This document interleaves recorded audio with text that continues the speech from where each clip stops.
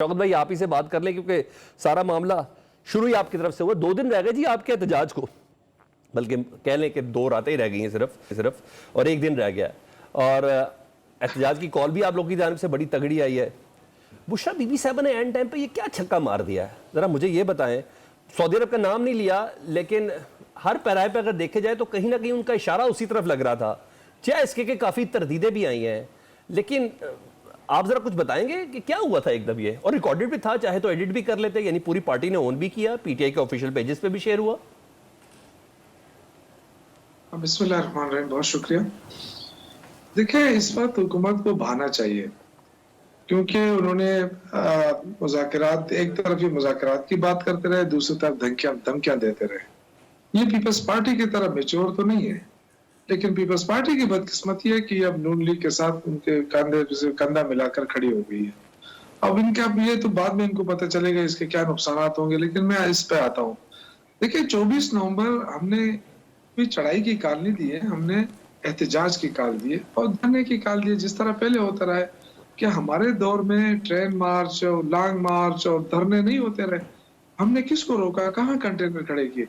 ये जो देखें, एहतजाज का मकसद क्या होता है कि आप जोर दें किसी गवर्नमेंट को कि जी हम एहतजाज कर रहे हैं। तो हम तो एहतजाज के लिए जब कॉल देते हैं 2 दिन पहले ये सारी सड़कें बंद कर देते हैं, सारे सूबे को, पूरे मुल्क को बंद कर देते हैं।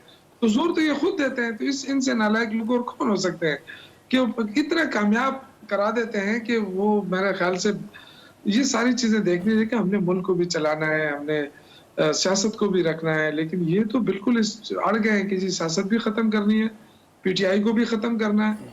देखें, अगर बुशरा बीबी ने, पहली बात तो ये कि मैं चूंकि शांगला में हूँ, यहाँ पूरा दिन नेट नहीं होता है। मैं आज चूंकि कमरे में आया तो मुझे नेट की सहूलत मिल गई, शुक्र है, वरना मैंने सुबह से आपको कहा, आपके बंदे से कहा था प्रोड्यूसर को कि जी मैं, हो सकता है फोन पे आप लेंगे मुझे, लेकिन चलो, मुझे ऐसा ज्यादा नहीं इल्म है, लेकिन मैंने तर्जुमान जो है उनकी बयान सुना है कि ये सियाक और सवाल से हटकर ये बात बताई गई। लेकिन चलो, बुशरा बीबी गैर सियासी खातून है, उनको बिल्कुल सियासत से उनका कोई लेना देना नहीं है, लेकिन जाहिर है इमरान खान उनका शौहर है और शौहर के लिए अगर वो आवाज उठा रही है तो ये उनका हक बनता है। लेकिन जो बात अगर उन्होंने की है, सऊदी अरब का तो उन्होंने नाम ही नहीं लिया। अगर लिया है तो मैं बिल्कुल एज ए पीटीआई वर्कर भी कहना चाहता हूँ कि ये हमारी पॉलिसी नहीं है। सऊदी अरब हमारा दोस्त मुल्क नहीं है, हमारा ब्रदर मुल्क है। ठीक है। और सऊदी अरब ने हमेशा पाकिस्तान को सपोर्ट किया है। तो पाकिस्तान को सपोर्ट करना ये नहीं कि पीटीआई की गवर्नमेंट है, नून लीग की गवर्नमेंट है, किसी और की गवर्नमेंट है। सऊदी अरब के खिलाफ हम शौकत साहब, आप ये कह लें, हम इसको ये तरह समझ लें कि जो उन्होंने अपने इस खिताब में जहां एहतजाज की कॉल, इमरान खान साहब का पैगाम पहुंचाया, वहां इस पे थोड़ा सा मजहबी टच देने की कोशिश उन्होंने की, जो उल्टी गले पड़ गई है। देखिए, मेरी बात सुने, मैंने चूंकि सलमान भाई मैंने नहीं देखा, मैंने आपसे कहा ना मेरा नेट यहाँ काम नहीं कर रहा था। ठीक है। लेकिन मैंने वो कहते हैं ना हिफ्ज़ मा तक़द्दुम, मैं कह रहा हूँ कि अगर सऊदी अरब की तरफ इशारा है, क्योंकि सऊदी अरब उन्होंने नाम नहीं लिया है, मैंने तो यही देखा है उस पे अभी कि वो तर्जुमान कह रहे हैं कि कोई नाम नहीं लिया है, किसी की तरफ इशारा नहीं किया, उन्होंने बात की है।